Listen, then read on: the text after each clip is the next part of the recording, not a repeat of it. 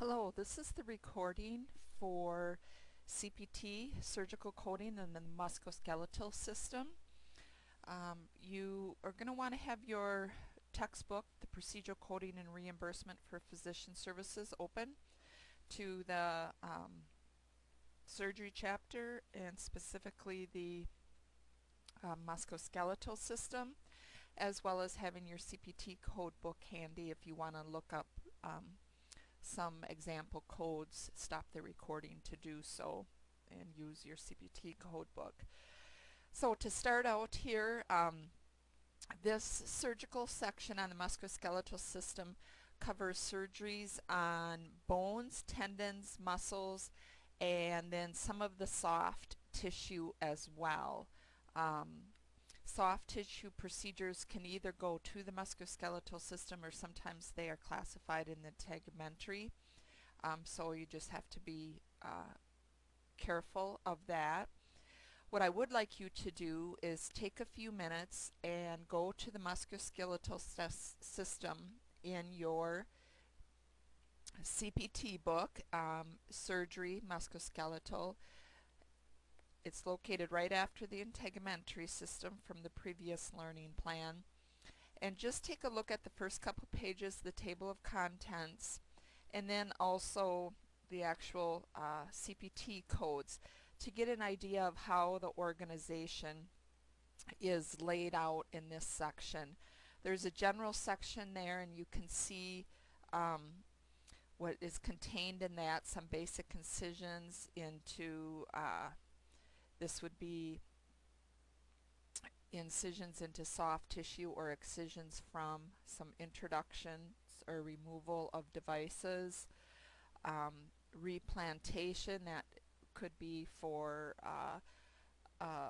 finger, phalange, or toe, or even a limb that's been traumatically amputated. Wound exploration, and this is wounds from traumas that are listed there. And then you get into the anatomical sites, going from the head down to the foot and toes. And then within each of those anatomical sites, you're going to see similar procedures. You'll see some unique procedures that are maybe unique to that anatomical structure. But for the most part, the procedure on that anatomical site is listed in the same order. One of the things that's mentioned in this section of your textbook is to be careful in reading the CPT code that you have selected, because for the most part each anatomical site has an excision area. So make sure that the excision that you choose is on the anatomical site that you want, and that you don't get mixed up between the ankle and the foot. That type of thing. So that was just a little guideline warning in your textbook. But pause the recording, take time to look through that portion of the CPT book. Also back to the textbook, some things in the beginning paragraphs there talks about reporting the modifier 50 for bilateral procedures. Again, you want to be cautious of this because, again, some procedure descriptions by the codes already say bilateral, and so if the CPT code description already says that it's a bilateral procedure, you don't need to put the 50 modifier on. In fact, you probably wouldn't use that CPT code unless you were coding a bilateral procedure. So they say, as an example in your textbook, code 21422 is inherently bilateral because it involves the palate or the maxillary bone. And again, if they do something on both sides of the palate or both sides of the maxillary bone, it is inherently bilateral. When you get to the part of excision of soft tissue, again, this is in the beginning paragraphs in the textbook, you're going to need to assign the code according to how far down they go, that is the depth in the soft tissue. So some codes, for example, read down to the subfacial. Okay, so you're going to want to look at your op report, and even if you can't tell from there, a path report might be able to help you. Code selection also takes into consideration sort of the size, how many centimeters of the soft tissue, tumor, or bone is being removed. Next we'll move to the wound exploration. Again, this is exploration of traumatic wounds. So a patient comes in with, maybe they have a knife puncture, that type of thing. So again, the wound isn't anything that medical clinicians do. It's something that they've come in with a trauma or an injury.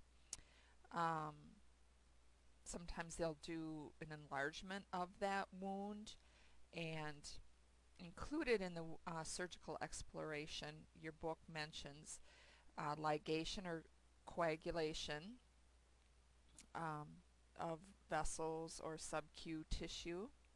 The code also might include, or does include, if they do a removal of any foreign bodies.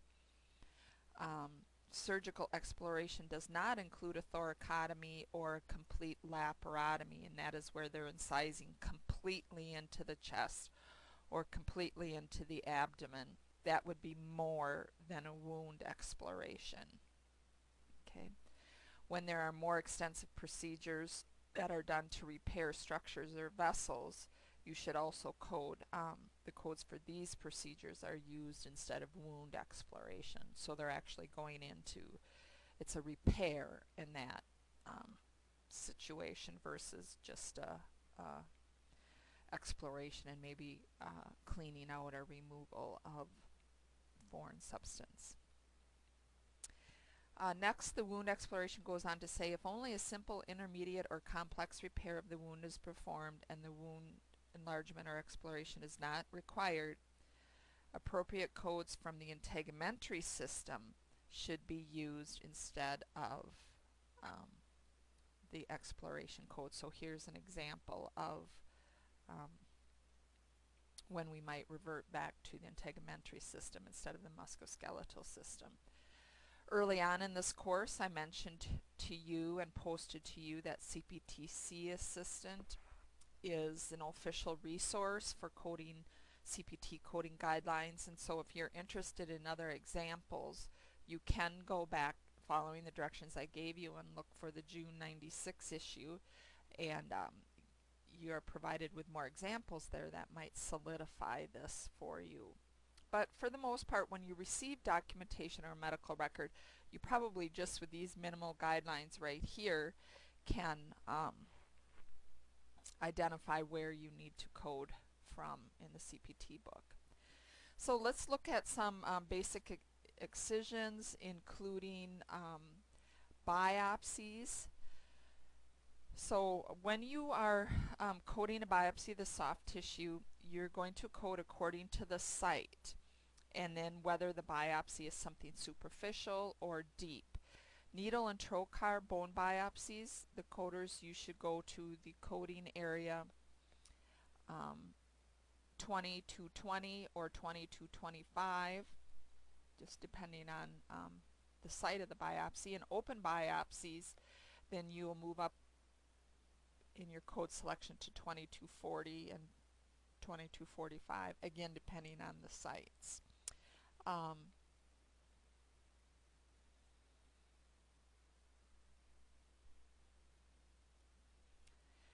Next we'll move to introduction or removal, and sometimes this is introduction might be injecting a medicine such as a steroid or an analgesic. Removing might be removing fluid or cysts. So your main terms are going to be injection or removal of, and then your particular anatomical sites. Now there are some subterms that are a little bit different from an anatomical site, like it has Dupuytren's that's an eponym, and you can find that as a subterm, or another thing you can do is, what is that contracture? Look it up, and then you can find where that anatomical site is, and then go by injection into that anatomical site. Trigger points is another subterm, so you could go to injection and then find trigger points. This section now talks about some HCPCS J codes and so on, which identify medicines and that. And because your code books don't have all of these codes, we are going to skip over that. And even when you do your practice exercises and assignments, you only need to list the surgical CPT code and not the HCPCS J code. So when you identify your answers, just be sure that you give the surgical CPT code, and I will be good with that.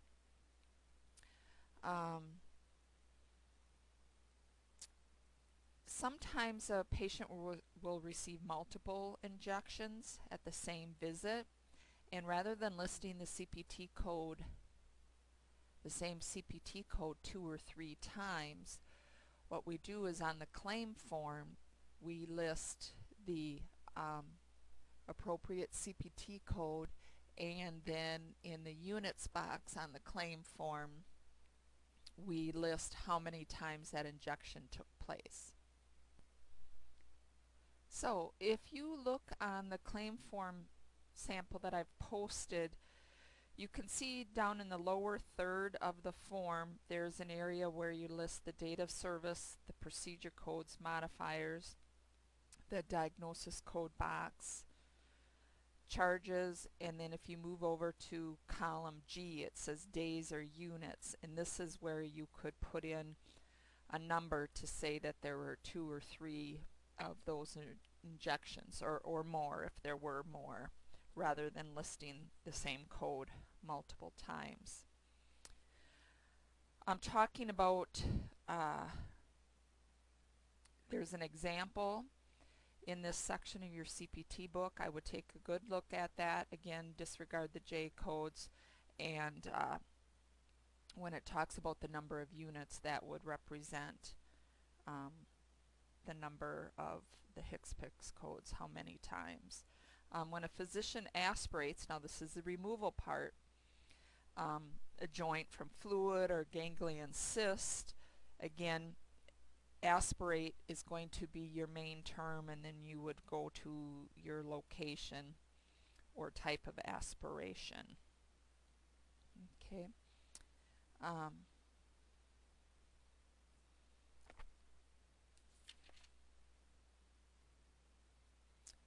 I'm going to end this recording after one last note. If you go to the section about bone grafts and read through that, really what I need to tell you is that your main term is harvesting. Okay. And the only time that you really code a bone graft or the harvesting is if that is not in the description that of the CPT code that you're already using for placing that graft. Okay, so read that paragraph, take a look at the codes that are provided, and even your index as well. So this is going to end the first recording, and then the next one will contain information about fracture treatments.